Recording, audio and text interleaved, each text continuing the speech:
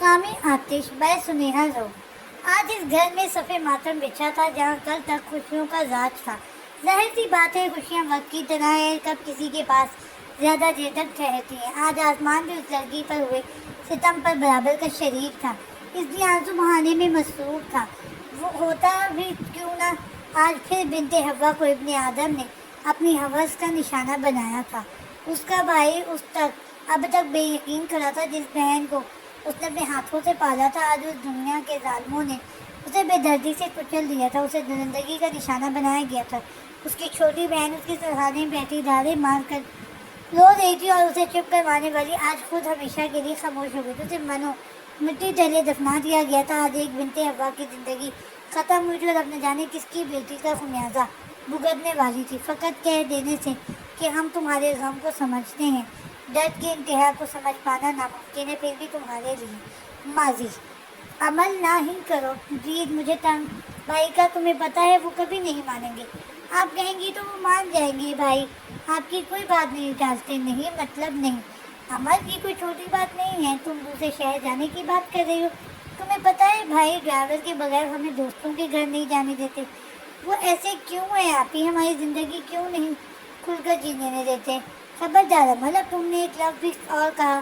तुम्हें अंदाज़ा है आज जिस भाई से तुम शिकवा कर रही हो, उसने क्या कुछ करके तुम्हें पाला है। मामा बाबा जब छोड़ गए थे हमें हम कितना अकेले हो गए थे। भाई ने हमें संभाला। आज वो अपनी मेहनत के दम तक इस जगह पर पहुँचे और उन्हीं की वजह से आज तुम्हारे पास दुनिया की हर आसाइश है। आई एम सॉरी आप ही, मुझे अंदाज़ा है कि भाई ने क्या क्या किया है हमारे लिए, बस मुझे गुस्सा आ गया था।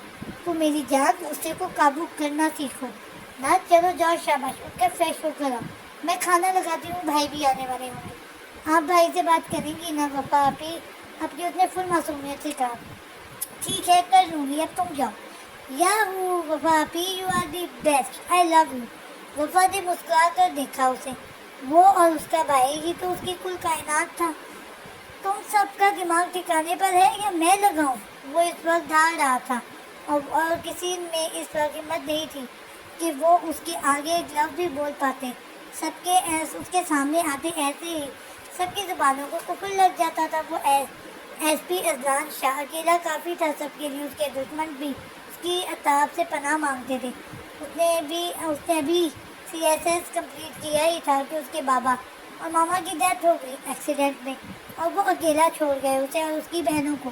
सारी जिम्मेदारी उस पर थी। अब वैसे तो फारूक शाह इतनी ज़्यादा छोड़ गए थे कि उनकी औलाद बैठ कर खा सकती थी। उनका अपना कारखाना था जो अब अदनान ने उनके दोस्त के हवाले किया था।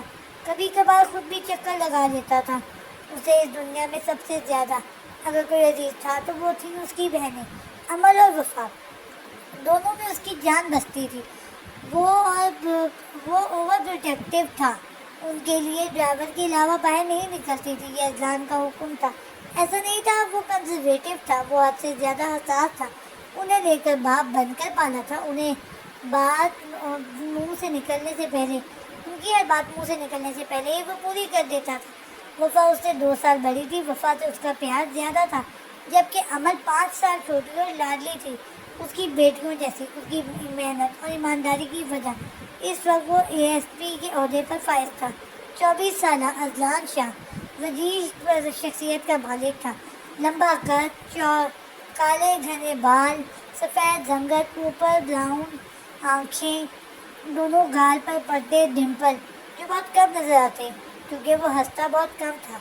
जब से उसके मामा बाबा की डेथ हुई थी वो ज़्यादा खामोश रहने लगा था, कम गो और सीरियस। वो पहले ही था, लेकिन अब इस फील्ड में आकर वो ज़्यादा ही सख्त हो गया था। इस दुनिया में लोगों के जुल्मों ने उसे सख्त बना दिया था। हाल भाई आप ही के साथ ये किसने किया है? अमल ने रोते हुए अपने भाई से पूछा, जो इस वक्त झपके इंतहा पर था। मुझे नहीं पता, लेकिन जिसने भी ये किया है, मैं अजलान शाह आज वादा करता हूँ जब तक उस शख्स को कब्र में ना पहुँचा दूँ मैं सुकून से नहीं बैठूंगा। अमल उसकी बात पर मजीद रोने लगी। उसे पता था अब जब तक उसका भाई अपनी बहन के कातिल को तबाह ना कर दे वो सुकून से नहीं बैठेगा। अच्छा उठो, तुम खाना खाओ। आज वफा को गुजरे हफ्ता हो गया था, लेकिन उनकी ज़िंदगी जैसे वहीं पर रुकी हुई थी।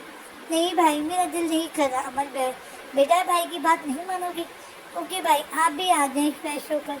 اذان کھانا کھانے کے بعد عمل کو سلا کر اپنے کمرے میں آ گیا تھا، کیونکہ عمل بہت ڈر گئی تھی۔ وہ ہمیشہ وفا کے ساتھ اسی کے کمرے میں سوتی تھی، اس لیے اب اسے مشکل ہو رہی تھی، لیکن عادت تو ڈالنی تھی نا۔ وہ اس وقت کمرے میں بیٹھا سگریٹ سلگا رہا تھا اور سوچ بہت دور تک تھی۔ اب اس نے فون اٹھایا اور نمبر ڈائل کیا۔ کاشف، یو ہیو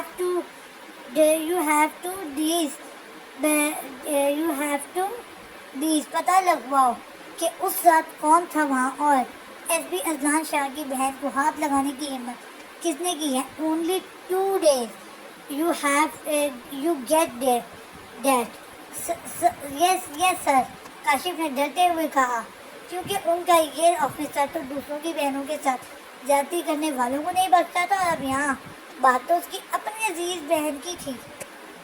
ماضی: حمزہ، کل سے آپ میرے آفس ساتھ جائیں گے، سلیمان صاحب نے کہا۔ پاپا، ابھی تو میں فری ہوا ہوں، آپ ابھی سے مجھ پر ذمہ داریاں ڈال رہے ہیں۔ کچھ دن تو رک جائیں، میں ابھی دوستوں کے ساتھ گھومنا چاہتا ہوں، زندگی انجوائے کرنا چاہتا ہوں۔ ابھی تو بس میرا بی بی اے کمپلیٹ ہوا ہے، ایم بی اے تو کرنے دیں، جس کے لیے مجھے کینیڈا جانا ہے۔ یہ کام تم ساتھ ساتھ ہوتے رہیں گے، اور آج پچھلے 1 مہینے سے دوستوں کے ساتھ گھوم پھر رہے ہیں۔ وہ دوست مجھے کچھ خاص پسند نہیں ہے۔ کل سے آپ مجھے آفس میں نظر آئیں۔ کینیڈا جانے میں بھی 4 ماہ باقی ہیں، تب تک میرے ساتھ کام کروائیں تاکہ آپ کو بھی تھوڑا سا ایکسپیرینس ہو۔ اوکے ڈیڈ، اب حمزہ نے ہار مانتے ہوئے کہا۔ کہاں جانے کی بات ہو رہی ہے پاپا؟ بھائی پھر سے نہیں جا رہے ہیں؟ نہیں، میری موٹو کہیں نہیں جا رہا، آفس آنے کا کہہ رہے ہیں پاپا۔ پاپا دیکھیں، بھائی نے پھر سے موٹی کہا ہے۔ حمزہ، باز آ جاؤ، بہن کو تنگ نہ کیا کرو۔ پاپا تنگ نہیں کر رہا، اس کے علاوہ ہے ہی کون ہماری زندگی میں؟ رونق ہے مینان ہمارے گھر کی۔ وہ کچن سے پانی لینے گئی تو حمزہ نے سلیمان صاحب کو کہا۔ ہاں یہ بات تو ہے، اب وہ کل بیٹھی تو سلیمان صاحب اس کی نوک جھونک سے لطف اندوز ہو رہے تھے۔ وہ دونوں ہی تو ان کی کل کائنات ہے۔ انہوں نے فائزہ بیگم سے لو میرج کی تھی، جس کی سب نے مخالفت کی تھی، اور دونوں کی فیملیز نے ان سے تعلقات ختم کر لیے تھے، اور خود فائزہ بیگم مینار کی پیدائش پر انہیں اکیلا چھوڑ گئی تھی۔ حمزہ تب 6 سال کا تھا۔ سلیمان صاحب کی بیٹی کی وہ بہت خواہش تھی، اور پھر ایک دن فائزہ بیگم نے انہیں مینار کے آنے کی خوشخبری سنائی تھی۔ وہ بہت خوش تھے، اور پھر وہ مینار کو دنیا میں لا کر خود اگلی دن سو گئی تھی۔ مینار کو سلیمان صاحب نے بہت نازوں سے پالا تھا، اور حمزہ کی تو اپنی اکلوتی بہن میں جان بستی تھی۔ مینار اب 18 سال کی ہو گئی تھی، لیکن اس کا خیال 10 سال کی بچی کی طرح رکھتے تھے اس کے بابا اور بھائی۔ یہی وجہ تھی کہ وہ بہت حساس تھی اور چھوٹی چھوٹی بات پر پریشان اور رونے لگتی تھی۔ اسے نازوں میں پالا گیا تھا، دنیا کی سختیوں کا اسے پتہ نہیں تھا ابھی، لیکن آج بہت جلد قسمت اسے کسی کے قدموں میں روندنے والی تھی۔ 18 سال کی مینار دیکھنے میں بالکل بچی تھی، متناسب قد، بھورے بال جو آبشار کی طرح زیادہ تر اس کی کمر میں بکھرے رہتے تھے، گلابی گال، روئی جیسے باریک ہوں، اور دیکھنے والوں کو پہلی نظر میں ہی اپنا سیر بنانے کی صلاحیت رکھتی تھی۔ اس وقت وہ اپنے انٹر کے رزلٹ کے انتظار میں بیٹھی تھی۔ بھائی میں آ جاؤں اندر سے؟ وہ اندر وفا نے دروازے پر کھڑے اجازت مانگی تھی۔ میں نے کتنی بار کہا ہے وفا اجازت لیے بغیر آ جائے کرو۔ بھائی کیا کر رہے ہیں؟ وفا نے اندر آ کر پوچھا۔ بس پولیس اسٹیشن جانے کی تیاری، تم بتاؤ کسی چیز کی ضرورت ہے کیا؟ میں صرف مطلب کے لیے آپ کے پاس آتی ہوں۔ ارے نہیں میری جان، آؤ یہاں بیٹھو ساتھ میرے۔ وہ چھوٹے چھوٹے قدم بڑھاتی اس کے ساتھ آ کر بیٹھ گیا، اس کے کندھے پر سر رکھے۔ کیا ہوا ہے وفا؟ پریشان کیوں؟ بھائی ماما بابا ہمیں اتنی جلدی چھوڑ کر کیوں چلے؟ اتنی جلدی کیوں چھوڑ گئے؟ اس نے زندگی آواز میں پوچھا۔ اذلان نے خود کو کنٹرول کیا اور کہا، بس اللہ تعالیٰ نے ان کی زندگی اتنی ہی لکھی تھی، میں انہیں مجھ سے کہو جو کہنا ہے، میں اپنی دونوں بیٹوں کی خواہشات پوری کروں گا۔ بھائی وہ تو آپ ہمیشہ ہی سے ہی کرتے آ رہے ہیں، آپ ہم سے اتنا پیار کیوں کرتے ہیں؟ کوئی اپنی اولاد کو کیسے نہ پیار کرے؟ تمہیں اور عمل کو میں نے پالا ہے وفا، مجھے لگتا ہے کہ اگر تم لوگوں کے حقوق پورے نہ کر سکا تو قیامت کے روز ماما بابا ناراض ہوں گے مجھ سے۔ اچھا چھوڑو، کافی پئیں گے؟ وفا نے اذلان کا موڈ ٹھیک کرنے کے لیے کہا۔ وہ اپنے بھائی کو اکثر نہیں دیکھ سکتی تھی۔ ضرور، میں اپنی وفا کے ہاتھ کی کافی کو منع کیسے کر سکتا ہوں بھلا؟ وفا خوشی سے کافی بنانے چلے گی۔ حال کاشف، پتہ چلا کچھ کہ یہ سب کس نے کیا ہے؟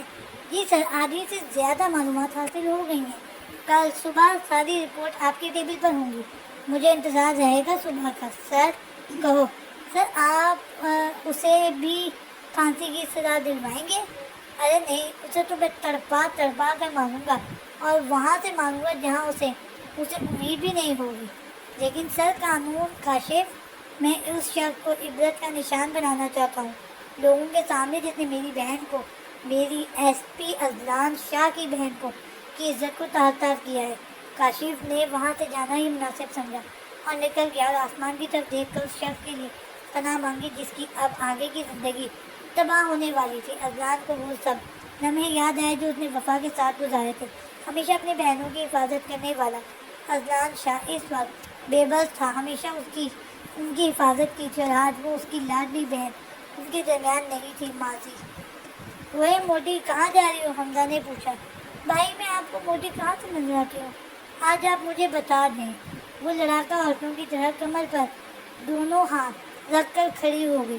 حمزہ نے اپنی بہن کو دیکھا جو چھوٹی سی تھی لیکن موٹی کہیں سے نہیں تھی۔ اس نے دل میں اس کے اچھے نصیب کی دعا کی۔ کہیں سے نہیں ہو، معاف کر دو میری ماں۔ حمزہ نے ہاتھ جوڑے۔ اوکے جائیں، کیا یاد کریں گے، معاف کیا۔ لیکن کیا؟ حمزہ کو پتا تھا اب وہ اس کی جیب خالی کروائے گی جس کے لیے وہ دل و جان سے دیا تھا۔ آپ مجھے شاپنگ کروائیں گے اور پھر واپسی پر آئس کریم، منال نے کہا۔ جو حکم میری گڑیا کا۔ میری کیا مجال، چلے آپ گاڑی نکالے، میں آتی ہوں، پیار ہو کر کہتے ساتھی بھاگ گئے۔ حمزہ بھی مسکرا کر اٹھ گیا۔ اب وہ اپنی گڑیا کو ناراض تو نہیں کر سکتا تھا نا، وہ لاڈلی تھی، اس کی بات منہ سے نکلنے سے پہلے ہی پوری کر دی جاتی، ہر چیز کی آزادی تھی اسے، کیونکہ اس کی تربیت اس کے بابا اور بھائی نے کی تھی۔ اذلان آج ریسٹورینٹ آیا تھا اپنے دوست سے ملنے، ایک کیس کے سلسلے میں۔ وہ ابھی اٹھ کر ہی گیا تھا، اور اب اذلان بھی جانے لگا تھا کہ ساتھ ٹیبل پر بیٹھی لڑکی اور سامنے موجود لڑکے کی باتوں کی طرف دھیان گیا۔ اور کیا کر رہی ہو آج کل؟ منال کون سی یونیورسٹی جانے کا ارادہ ہے؟ بھائی ابھی تو نہیں سوچا، رزلٹ آئے گا تو میں اور پریشے سوچیں گی۔ اوکے وہ تو ٹھیک ہے، پر تم مجھے بھائی نہ کہا کرو۔ کیوں؟ عمل نے معصومیت سے پوچھا۔ بس نہیں کہا کرو، اچھا نہیں لگتا۔ اور کیا پتہ کل کو ہمارا رشتہ بدل جائے۔ سامنے موجود لڑکے نے معنی خیزی سے مسکراہٹ کے ساتھ کہا۔ کیسے؟ ارے چھوڑو، پریشے آ گئی ہے تمہاری آئس کریم لے کر، احمد پریشے کے بھائی نے کہا۔ آج منال پریشے کے ساتھ یہاں آئس کریم کھانے آئی تھی۔ پریشے اس کی واحد دوست تھی، کیونکہ اسے اپنے بھائی کے ہوتے ہوئے کبھی ضرورت ہی نہیں پڑی تھی دوستوں کی۔ اذلان بھی اب اٹھ گیا تھا۔ نہ جانے ان لڑکیوں کو عقل کب آئے گی، کسی پر بھی منہ اٹھا کر بھروسہ کر لیتی تھی۔ لگ تو چھوٹی سی رہی تھی اور معصوم بھی، خیر مجھے کیا، منہ میں بڑبڑاتا ہوا نکل گیا۔ حال اس کو ہلکا ہلکا ہوش آ رہا تھا، اس نے ہلنے کی کوشش کی تو احساس ہوا کہ اس کے ہاتھ بندھے ہوئے ہیں۔ اب اس نے آنکھیں کھول کر دیکھا تو کمرے میں اندھیرا تھا۔ اب وہ مکمل طور پر بیدار ہو گئی تھی۔ اس نے خود کو آزاد کرنا چاہا لیکن اسے مضبوطی سے رسی سے کرسی پر باندھا گیا تھا۔ کمرے میں ہلکی روشنی تھی، بس کمرے میں فضول سامان تھا، جیسے کوئی اسٹور روم ہو۔ کوئی ہے؟ کھولو پلیز، میں یہاں کیسے آئی ہوں؟ پھر اسے یاد آیا کہ آج بہت دن بعد یونیورسٹی جانے کے لیے نکلی تھی ڈرائیور کے ساتھ، کہ راستے میں کسی نے گاڑی رکوائی۔ ابھی وہ باہر نکلی تھی اس معاملے کو سمجھنے کے لیے، پیچھے سے کسی نے اس کے منہ پر رومال رکھ دیا، اور پھر وہ ہوشوں و خیال سے بیگانہ ہو گئی تھی، اور اب وہ یہاں موجود تھی۔ بابا، بھائی، پلیز کوئی مجھے یہاں سے نکالو۔ منال نے اپنے ہاتھ اب کھینچے تو رسی اس کے ہاتھوں پر پھری، اور اب وہاں سے خون جیسے رہا تھا۔ اس کے منہ سے سسکاری نکلی، اور اب اس کے آنسو اس کے دامن پر گر کے بے مول ہو رہے تھے۔ کوئی نکالو مجھے یہاں سے باہر، پلیز، کیوں لائے ہو مجھے یہاں پر؟ اب اس کا گلا سوکھ گیا تھا لیکن کوئی نہیں آیا تھا۔ اسے اس جگہ سے خوف محسوس ہوا۔ زندگی میں وہ پہلی بار ایسے اندھیرے کمرے سے میں اکیلی موجود تھی، تو اسے اندھیرے سے کافی ڈر لگتا تھا، اور وہ سوتی بھی لائٹ آن کر کے تھی۔ ابھی وہ پھر سے چیخ رہی تھی کہ اسے دروازے کے اس پار قدموں کی چاپ سنائی دی۔ ایک عمر رسیدہ عورت اندر داخل ہوئی۔ آپ یہ کھانا کھانے اور پھر یہ لباس پہنے، اور وہ جیسے آئی تھی ویسے ہی واپس چلی گئی۔ البتہ اب وہ منال کو رسیوں سے آزاد کر گئی تھی، لیکن منال اس سے پوچھی گئی کہ اسے یہاں کون لایا ہے، وہ نہیں بولی تھی۔ منال نے غصے میں کھانے کے ٹرے کو آگ مارا، اور وہ جو کپڑے دے کر گئی تھی دودھ پھینک کے یہ جانے پڑا کہ اب وہ اسی حرکت کی وجہ سے کسی کے غصے کا نشانہ بننے والی تھی۔ अब उसके कपड़ों में नजर डाली तो वो दुल्हनों का लिबास था और साथ सारी ज्वेलरी वगैरह भी। ये सब देखकर उसकी आंखें खुल गई थी और उसके रोने में शिद्दत आ गई थी। बाबा, मैं शादी नहीं करवाऊंगी, आपके और भाई के साथ ही रहूंगी। नहीं मेरी जान, एक दिन तो सबने अपने घर जाना है, पर मैं आपको छोड़कर नहीं जाऊंगी। और साथ रोने लगी, क्योंकि मेरी मीनाल जैसे कहेगी वैसा ही होगा। अब के सुलेमान साहब ने कहा और उठकर उसने आंसू साफ किए। नहीं बाबा, ये मेरी बीवी को सुकून से रहने ही नहीं देगी यहाँ। मैं और आपकी बीवी आपको मिलकर खूब तंग करेंगे। माजी की चैन यादें उसके दिमाग में ले गई। उसे इतना तो समझ आ गया था कि वो किडनैप हुई है, लेकिन ये दुल्हन का जोड़ा उसे भेजा गया था, इसका मतलब उसे समझ नहीं आया था। कितना खुश थी वो। हफ्ते बाद उसकी 19वीं सालगिरह थी। उसने सोचा था वो और पापा भाई के पास वो और पापा भाई के पास जाकर उन्हें सरप्राइज़ देंगे, और यहाँ उसकी ज़िंदगी ने उसे सरप्राइज़ दे दिया था। खटके की बात पर उसने सर उठाया भी। वही औरत फिर से अंदर दाखिल हुई थी। पैम साहिबा, साहब का हुक्म है कि आप जल्दी से उठकर तब्दील करें, कपड़े तब्दील करना तैयार हो जाए। नहीं होंगी, मैं पागल समझा हुआ है मुझे? मैं कोई कठपुतली हूँ जो तुम और तुम्हारे साहब के हिसाब से चलूँगी? अब उसने चीख कर कहा। वो इतना ऊँची आवाज़ में पहली बार बात कर रही थी। मैं ऐसा कुछ नहीं करूँगी, जाकर बता दो अपने साहब को। मुझे मेरे घर भेजो फ़ौन, मेरे बाबा इंतज़ार कर रहे हैं होंगे। अब वो रोते हुए ज़मीन पर बैठ गई थी। मुलाजमा भी अफसोस से नफी में सारी रातें निकल गई थी। अब उसे अपने साहब तक तो ये पैगाम पहुँचाना था।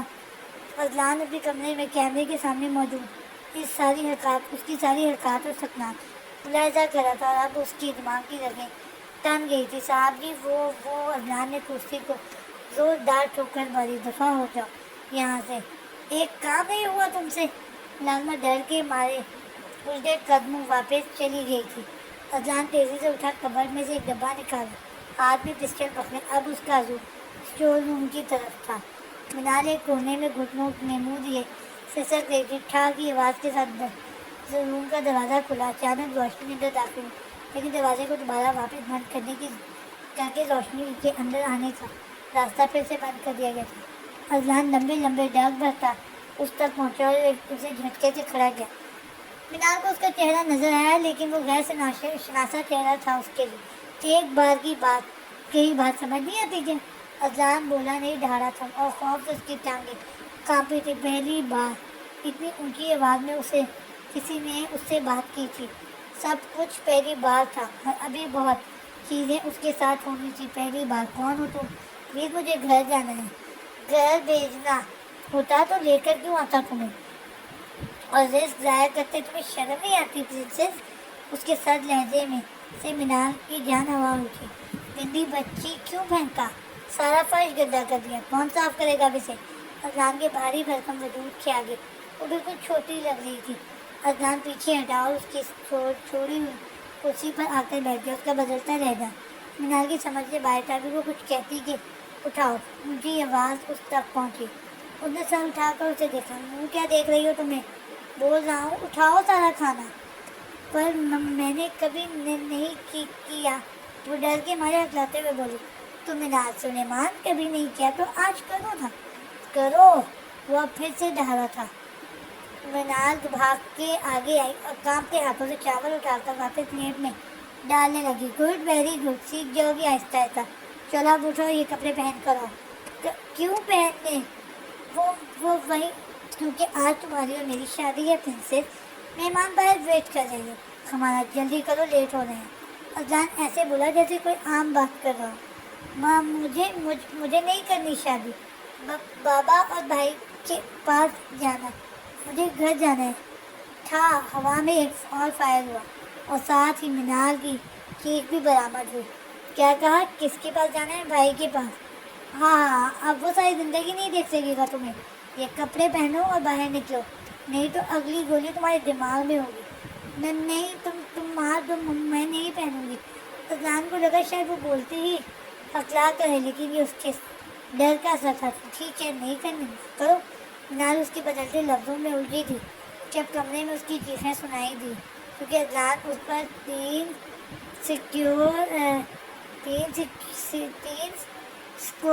स्कॉर्पियो फेंक चुका था। ये वो थे जो वो अपने टॉर्चर सर में इस्तेमाल करता था। اور اس جگہ سے کوئی واقف نہیں تھا، لیکن ان اسکارپیوز میں زہر دکھا لیا گیا تھا پہلے ہی۔ ہٹاؤ اسے، ہٹاؤ ماما، بابا پلیز ہٹاؤ اسے۔ اب اس کی غیر ہوتی حالت کو دیکھ کر اذلان نے وہ سب اس پر سے ہٹائے تھے۔ تو منال سلیمان، اٹھاؤ یہ کپڑے اور 5 منٹ کے اندر تم باہر ہو۔ اب کے منال کپڑے لے کر بھاگ گئی کہ کہیں وہ واقعی دوبارہ نہ ڈال دے۔ ہاں کاشف، انتظام ہو گیا ہے، میں کوئی غلطی برداشت نہیں کروں گا۔ جی سر، مولوی اور گواہ لے آیا ہوں۔ اوکے ویٹ کرو، میں آ رہا ہوں۔ ہاں، میری نکاح کی پکچر میرے پیارے سسر صاحب تک پہنچا دینا، لیکن وہ پکچر ایسی ہو جن میں میرا چہرہ زیادہ واضح نہ ہو۔ یس سر۔ 4 منٹ بعد ہی وہ باہر تھی اور اس وقت کالے اور سرخ امتزاج کے جوڑے میں ملبوس سامنے والے پر بجلیاں گرانے کو تیار تھی۔ کالا رنگ شاید ہی کسی نے بھی شادی میں پہنا ہو، لیکن اس کی شادی کون سی نارمل شادی تھی؟ اس کی قسمت بھی اس کے جوڑے کی طرح سے آتی ہے۔ اذلان نے سر اٹھا کر دیکھا۔ 2 منٹ کے لیے وہ اس کے صحن میں گرفتار ہوا تھا۔ بلا شبہ اس جیسی دلہن ہر کوئی اپنی زندگی میں چاہے گا، اور فوراً سے پہلے اس نے خود کو اس کے اثار سے آزاد کیا تھا۔ آ گئی ہو، چلو یہ اب جلدی پہنو۔ میں یہ سب نہیں پہنتی، پہلے نہیں پہنتی تھی، اب پہنوں گی۔ آؤ۔ منال نے خاموشی سے اس کی بات پر عمل کیا، ساری جلدی اٹھا کر پہنے، یہ لگاؤ۔ اذلان نے اس کے ہاتھ میں بلڈ ریڈ کلر کی لپسٹک تھمائی۔ منال نے پکڑی نہیں تھی، وہ خود کو اب تک اس بات پر راضی نہیں کر پا رہی تھی کہ آج اس کی شادی ہو رہی ہے۔ اب اذلان آگے بڑھا، اس کی تھوڑی کو سختی سے پکڑ کر اس کے ہونٹوں پر لپسٹک لگائی اور آنکھوں میں کاجل، اور وہ ساکت کھڑی خود کے ساتھ یہ سب ہوتے دیکھ رہی تھی۔ اذلان نے اس کا ہاتھ پکڑا اور باہر لے آیا، جہاں مولوی اور گواہ سب اسی کے انتظار میں تھے۔ منال کے حسن کو دیکھ کر وہاں ہر کوئی اس کی طرف متوجہ ہوا تھا۔ مولوی صاحب، نکاح پڑھانا شروع کریں، اس کی سرد آواز گونجی تھی۔ منال سلیمان۔ اگلے 5 منٹ میں منال اذلان شاہ بن گئی تھی۔ اس کے آنسوؤں کی لڑیوں کی صورت اس کی آنکھوں سے اس کے دامن پر گر رہی تھی۔ اذلان نے سب سے مبارکباد وصول کی اور اب وہ سب کو فارغ کر کے واپس آیا تو وہ اب تک وہیں بیٹھی رو رہی تھی۔ اس نے منال کا ہاتھ دبوچا اور اپنے ساتھ اپنے کمرے میں لے گیا، اور منال کرکٹی ڈور کی مانند اس کے ساتھ کھنچتی چلی گئی۔ اذلان نے لاکھوں سے دھکا دیا، وہ گرتے گرتے بچی تھی۔ Welcome to my life and in my room Mrs Azlan Shah. آگے سے کوئی جواب نہ پا کر وہ اس کے قریب گیا۔ تھینک یو بولو۔ منال نے اب روتے روتے چہرہ اوپر اٹھایا۔ میں نے کہا ہے تھینک یو بولو مجھے۔ اب وہ سرد انداز میں بولا، تھینک یو۔ تمہیں پتہ ہے تم کتنی خوش قسمت ہو، تمہاری اذلان شاہ سے شادی ہوئی ہے، جس سے بات کرنے کے لیے بھی لڑکیاں ترستی ہیں۔ اس کا دائیں ہاتھ کی انگلیاں منال کے چہرے پر لکیر بنا رہی تھی۔ منال نے جھٹکے سے اس کا ہاتھ ہٹایا۔ اذلان کو غصہ آیا اس کی حرکت پر، اس نے خود پر کنٹرول کیا اور جا کر بیڈ پر بیٹھ گیا۔ یہاں منال اس کی سرد آنکھوں میں دیکھتی چھوٹے چھوٹے قدم اٹھاتے اس کے پاس آئی۔ جوتے اتارو۔ منال کی آنکھیں پھر سے نام ہوئی تھیں۔ اسے سمجھ نہیں آ رہی تھی کہ آخر اس نے سامنے بیٹھی شخص کا بگاڑا کیا تھا۔ وہ تو جانتی بھی نہیں تھی اسے۔ پہلے اسے اٹھوایا، زبردستی نکاح کیا، اور اب یہ سب۔ لیکن خاموشی سے اس کی بات پر عمل کیا، کیونکہ وہ سائڈ ٹیبل پر وہی اسکارپیو والا ڈبہ دیکھ چکی تھی۔ اذلان نے اب 7 سگریٹ سلگائی، اور یہ اس کا اپنی بہن کے قتل کے الزام کو کم کرنے کی ایک کمزور سی کوشش تھی۔ اب اس نے اس کے جوتے اتار دیے اور جانے لگی تو وہ پھر سے بولا، جانے کا نہیں بولا میں نے، اب شیروانی اتارو میری۔ نہیں پلیز منال، جو میں کہتا جا رہا ہوں کرو وہ ڈارلنگ، نہیں تو۔ اس نے ڈبے پر ہاتھ رکھا۔ منال اس کے قریب آئی اور اس کی شیروانی کے بٹن کھولنے لگی۔ اذلان نے سگریٹ کا کئی ڈورا اس کے منہ پر چھوڑا ہوا، وہ کھانستے کھانستے پیچھے ہو گئی تھی۔ اذلان پھر بولا، قریب آؤ۔ اب اس نے قدم آگے نہیں بڑھائے تھے۔ پرنسس کم ہے۔ اس کے دوبارہ بلانے پر بھی وہ قریب نہیں گئی تھی۔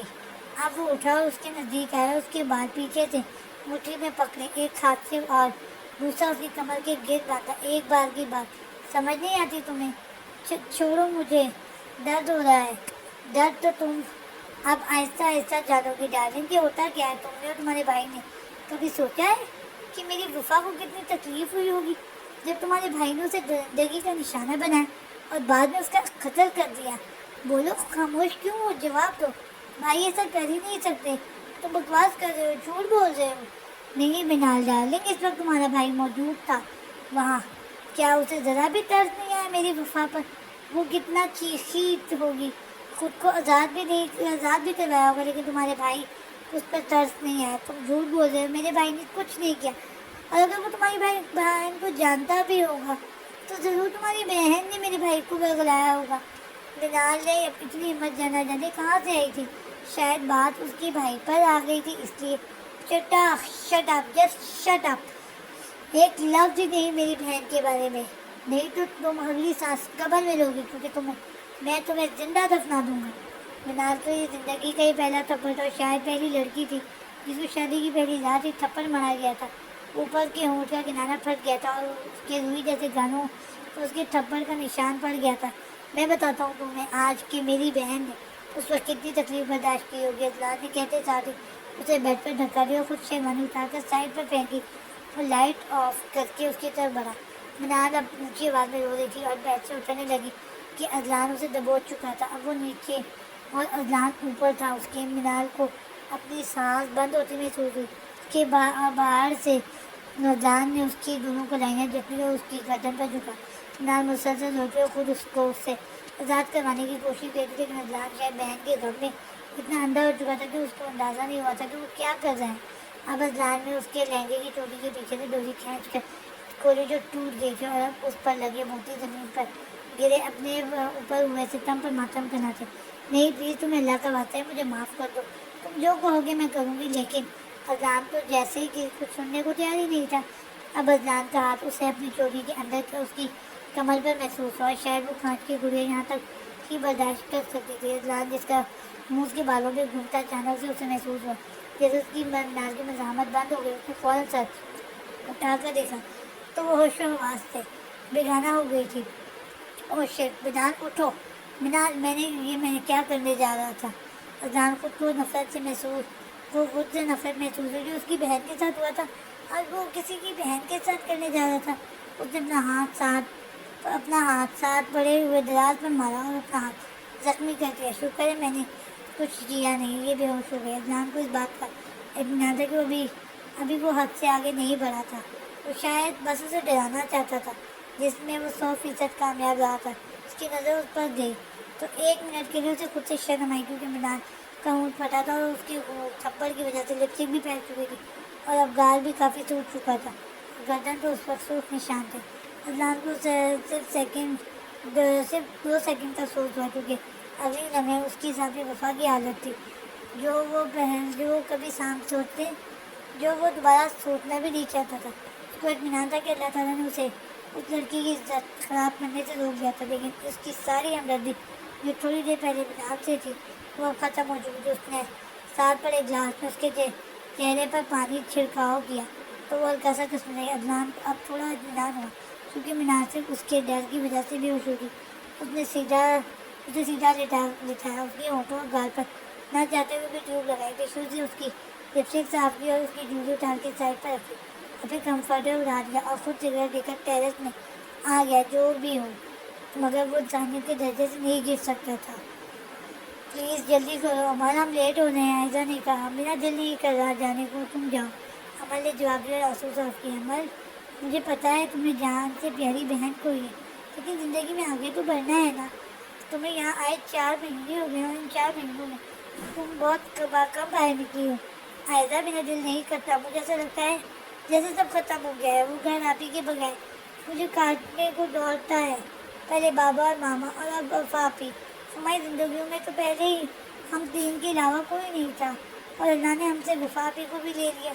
ایسے نہیں کہتے عمر، ہم سب کو ایک دن اسی کی طرف لوٹ کر جانا ہے۔ میری ہمیشہ سے خواہش تھی کہ میں یہاں کینیڈا آ کر پڑھوں۔ آپ ہی کہتی تھی کہ مجھے نہیں جانے دیں گی اور بھائی بھی نہیں مانیں گے، اور دیکھو آج وہ روکنے کے لیے نہیں تھی، اور بھائی نے مجھے اس محل سے نکالنے کے لیے بھیج دیا۔ حالات کتنے بدل جاتے ہیں نا۔ اب وہ عائزہ کی گود میں سر رکھے رو رہی تھی۔ وہی تو اس کی واحد دوست تھی جس نے مشکل حالات میں اس کا ساتھ دیا تھا۔ تمہیں بتایا ہمیں اسی ذات نے بھیجا اور واپس بھی اسی ذات کی طرف لوٹ کر جانا ہے۔ تم بس ان کے لیے مغفرت کی دعا کیا کرو۔ ہر ذی نفس کو موت کا ذائقہ چکھنا ہے، اور اللہ تعالیٰ اچھے اچھے لوگوں کو جلدی اپنے پاس بلا لیتا ہے. مجھے پتہ ہے تم انہیں بہت مس کرتے ہو. تو جب بھی تمہیں یاد ہے ان کے حق میں دعا کر دیا کرو. ان کے لیے وہی کافی ہے. آئزہ اس کے بالوں میں ہاتھ پھیرتی اسے پیار سے سمجھائے کہ آئزہ عدنان کے دوست کی بہن کے جو یہی رہتا تھا اپنی بہن بیوی اور بہن کے ساتھ. اس لیے آئزہ کو عمل بہت عزیز تھی. عدنان نے اسے یہاں پڑھنے بھیجا تھا لیکن اس کے دوست نے عدنان کو عمل کو ہاسٹل کی بجائے اپنے ساتھ رکھنے کو کہا جو عدنان کو بھی مناسب لگا. آئزہ جس یونیورسٹی میں جاتی تھی عمل کا بھی وہی ایڈمیشن کروا دیا گیا تھا. لیکن آئزہ تیسرے سیمسٹر میں تھی اور عمل پہلے. کسی کے چلے جانے سے زندگی رک نہیں جاتی اور نہ وہ لوگ واپس آتے ہیں. زندگی اور وقت کسی کے لیے نہیں رکتا. چہرے پر بڑھتی روشنی اس کی جاگنے کی وجہ بنی تھی. اب وہ آنکھیں کھولے ارد گرد کا معائنہ کر رہی تھی اور آہستہ آہستہ اسے رات کے سارے مناظر یاد آئے. وہ اب تک اپنے روسی جوڑے میں تھی. سائڈ ٹیبل پر کل کی پہنی گئی جوڑی پڑی تھی. اسے یاد آیا کہ اس نے یہ سب نہیں اٹھائی تھی. یاد آتے ہی عدنان کا چہرہ اس کی آنکھوں کے سامنے گھوما. تو کیا رات کو اس سے آگے وہ سوچنا نہیں چاہتی تھی. وہ اٹھ کر جا کر منہ دھویا اور وہی کل کے اتارے کپڑے اپنے پہننے کے اس کے علاوہ نہیں تھے اس کے پاس. ابھی وہ نہا کر نکلی تھی کہ عدنان کمرے میں انٹر ہوا. اٹھ گئی ہو مہربانی تمہاری مہارانی. میں یہ آرام کرنے کے لیے نہیں لایا. جاؤ ناشتہ بناؤ میرے لیے. وہی کٹیلا لہجہ اس کی آنکھیں پھر سے بھیگی تھی کیونکہ اسے کھانا نہیں آتا تھا بنانا. صرف کچھ چھوٹی موٹی چیزیں آتی تھیں. وہ وہاں کچن میں گئی اور سوچنے لگی کہ کیا بنائے. ایک چولہے پر چائے رکھی اور دوسرے پر انڈا بنانے لگی اور ساتھ بریڈ رکھ کر اگلے 10 منٹ میں وہ عدنان کے سامنے رہی. اتنا سارا ناشتہ دیکھ کر عدنان کا غصہ پھر سے ہو رہا اور اس نے چائے کا کپ اٹھا کر زور سے نیچے پھینکا. تو یہ کیسی چائے بنائی ہے؟ کیا ماں باپ نے کچھ بھی نہیں سکھا کر بھیجا؟ یہی تربیت ہے تمہاری؟ یہی تربیت کی ہے انہوں نے تمہاری؟ بس زیادہ نہیں بولیں اپنی فیملی کے خلاف. میں ایک لفظ نہیں سنوں گی. آپ ہوتے کون ہیں مجھے یہ سب کہنے والے؟ میرے بابا نے آج تک مجھ سے کوئی کام نہیں کروایا. مجھے نہیں آتا کوئی کام. والدین پر بات آتے ہی وہ اپنا ضبط کر بیٹھی. عدنان نے اٹھ کر کپ میں بچی کچھ چائے ابھی بھی گرم تھی اس کے ہاتھ پر گرا دی اور اب کمرے میں منال کی دل خراش چیخیں تھی. منال سلیمان آئندہ میرے آگے زبان نہ چلاؤ. اس لیے یہ ایک چھوٹا سا ڈیمو تھا. منال ہاتھ کھینچ رہی تھی جو وہ اس کو پانی کے نیچے رکھ کر جلن کم کرنا چاہتی تھی لیکن ہاتھ عدنان کی سخت گرفت میں تھا. منال سلیمان آج اسے ابھی سے اس گھر کا سارا کام تم کرو گی کیونکہ تمہاری اوقات میری نظر میں اس گھر کے نوکروں سے بھی کم ہے. جاؤ اور جھاڑو پوچھا لے کر آؤ اور فرش صاف کرو. منال ابھی بھی وہیں کھڑی آنسو بہانے میں مصروف تھی. جاؤ. منال بھاگ گئی تھی اور نوکرانی سے پوچھا لے آئی تھی جو وہ نیچے لگا رہی تھی. منال نیچے بیٹھی اور وہ صاف کرنے لگی اور جیسے ہی صاف کر کے اٹھنے لگی عدنان نے اسی جگہ پر کرسی رکھی اور ٹرے میں موجود پانی گرا دیا. منال نے پانی صاف کیا تو اب عدنان نے وہاں اپنے گندے جوتوں سے نشان بناتے ہوئے منال نے باقی جگہ سے صاف کر دیا. بس جہاں اس کے شوز تھے وہ جگہ رہ گئی تھی. اپنے جوتے اٹھائیں تو وہ اٹھاؤ میرا پاؤں اور لگا لو نیچے سے لیکن دھیان رہے میرے جوتوں کو ہاتھ لگا سکتی ہو. بس مجھے تمہاری ایک بھی ٹچ نہ ہو. دھیان رہے. منال نے احتیاط سے اس کا ایک پاؤں اٹھایا جوتے کے نیچے سے اور پھر دوسرا. اس کے ہاتھ اس کے پاؤں کے نیچے لگے کیچڑ سے گندے ہو گئے تھے. گڈ. اٹھو اور یہ رکھ کر آؤ اور الماری میں میرے جتنے بھی سوٹ ہیں انہیں دوبارہ سے پریس کرو. عمل آج جا رہی ہوں نا بیٹا؟ اب یونیورسٹی یوسف نے پوچھا جو دوست تھا عدنان کا. جی بھائی. Okay good. عمل اور آئزہ یونیورسٹی پہنچی تھی اور سیدھا کلاس میں چلی گئی. کلاس میں چہل پہل تھی کیونکہ کلاسز اسٹارٹ ہوئے بھی اب کافی وقت ہو گیا تھا. یہ MBA کا فرسٹ سیمسٹر تھا جو کہ زیادہ تر سارے انگریز تھے. صرف 2-3 دوسرے مذہب کے لوگ تھے. 2 ہندو لڑکیاں تھیں اور عمل اور آئزہ کے علاوہ ایک پاکستانی لڑکا تھا جو سر جوزف نے رول کال کر کے دوران جو ہے بولا رول نمبر 55. یس سر. عمل نے گھبراتے اور کھڑے ہوتے ہوئے کہا. مس عمل are you missing? Miss Amal you are missing from my class. since 1 week. آپ میری کلاس سے 1 ہفتے سے غائب ہیں. Sir yes sir I so yes sir I am ill so that's why. Sir میں بیمار تھی. اوکے. اور پھر سر جوزف نے آپ کا آج کا ٹاپک پڑھایا. وہ دونوں اکیلی تھیں. عائزہ بھی آپ کے عمل کے پاس آ گئی تھی کیونکہ چھٹی ہو گئی تھی. یہاں کوئی بھی اردو نہیں سمجھتا تھا اس لیے وہ دونوں آپس میں زیادہ اردو ہی بولتی تھی. مس عمل نے مخاطب کرنے والے کو پیچھے مڑ کر دیکھا. Myself Hamza Suleman I am from Pakistan. جی بولے حمزہ عمل نے اب اردو میں جواب دیا. سر جوزف نے ابھی کلاس میں جو اسائنمنٹ دی ہے اس میں گروپس بنوائے اور ہم دونوں گروپ ممبرز ہیں. اوکے. آپ مجھے اپنا نمبر دے دیں اور میرا ٹاپک بھی اپنا آپ کام بانٹ لیتے ہیں اینڈ پھر ڈسکس کر لیں گے. حمزہ جو اس سے دوستی کرنا چاہتا تھا اس کے روکھے لہجے کے بعد اس کو اپنا نمبر اور ٹاپک سمجھا کر نکل گیا. کیا ہو گیا ہے عمل؟ وہ کتنے اچھے سے بات کر رہا تھا اور تم نے کیسے جواب دیا اسے؟ اب عائزہ نے اسے اس کی غلطی بتانی چاہیے. لڑکوں کو ایسے ہی رکھنا چاہیے. مجھے نفرت ہے مرد ذات سے جب سے میں نے وفا آپی کو کھویا ہے. لیکن عائزہ بھی کچھ کہتی کہ عمل نے اس کی بات کاٹ دی اور کہا آ جاؤ ڈرائیور آ گیا ہے. منال اب گھر کی صفائی کر کے جو تھوڑی بھی ہوئی تھی اس سے اور ران کے کپڑے پریس کر کے جو پہلے ہی پریس تھے نہیں تو اسے جینٹس کے کپڑے پریس کرنے کا کوئی ایکسپیرینس نہیں تھا. اب 11 بجے کمرے میں آئی تھی. ران کی انگلیاں کی بورڈ پر تیزی سے چل رہی تھی. اسے ایک مجرم کی فائل کمپلیٹ کر کے صبح تک بھیج دی تھی. عمل کے چہرے پر تھکاوٹ کے ساتھ دیکھ کر اس کی روح کو جیسے سکون ملا تھا. ابھی عمل آگے بڑھتی کہ اذلان کی آواز آئی. پانی پکڑاؤ. گلاس اس کے ساتھ ہی تھوڑا پہلے سائڈ ٹیبل پر پڑا تھا. منال نے افسوس سے اس کی طرف دیکھا اور آگے بڑھ کر گلاس پکڑایا اسے. اذلان کا سارا دھیان لیپ ٹاپ کی اسکرین پر تھا. گلاس منال کے پکڑاتے ہوئے اس سے چھوٹ گیا کیونکہ ابھی اس نے گلاس پر اپنی گرفت مضبوط نہیں کی تھی اور منال گلاس چھوڑ چکی تھی. پانی کا بھرا گلاس لیپ ٹاپ پر گر چکا تھا اور منال نے یکدم آنکھیں بند کی کیونکہ اب پھر کوئی طوفان کھڑا ہونے والا تھا. تم اندھی ہو؟ اب وہ اونچی آواز میں جھاڑا تھا اور منال سہم گئی تھی. اس نے لیپ ٹاپ کو جلدی سے صاف کیا اور بیڈ پر رکھ کر کھڑا ہوا کیونکہ لیپ ٹاپ نے اب چلنے سے انکار کر دیا تھا. اذلان منال کے پاس آیا جو ڈر کے مارے خوف سے آنکھیں بند کیے کھڑی تھی. اذلان نے اس کا بازو مروڑا اور پیچھے کمر سے لگایا. چھوڑو مجھے درد ہو رہا ہے. تمہیں پتہ ہے کیا میں کرنے والا ہوں اب تمہارے ساتھ؟ تمہیں دوسروں کی چیزیں بگانے کا بہت شوق ہے نا. اذلان اسے واش روم میں لے گیا. اس کے دونوں ہاتھ اس کے گلے میں لیے دوپٹے سے پیچھے باندھے اور اسے شاور کے نیچے کھڑا کیا. اوپر سے شاور کو کھول دیا. نہ جو ابھی بھی سچویشن کو سمجھنے کی کوشش کی تھی ٹھنڈا پانی کو پڑھائی اور پانی سے پیچھے ہونے کی کوشش کی تھی.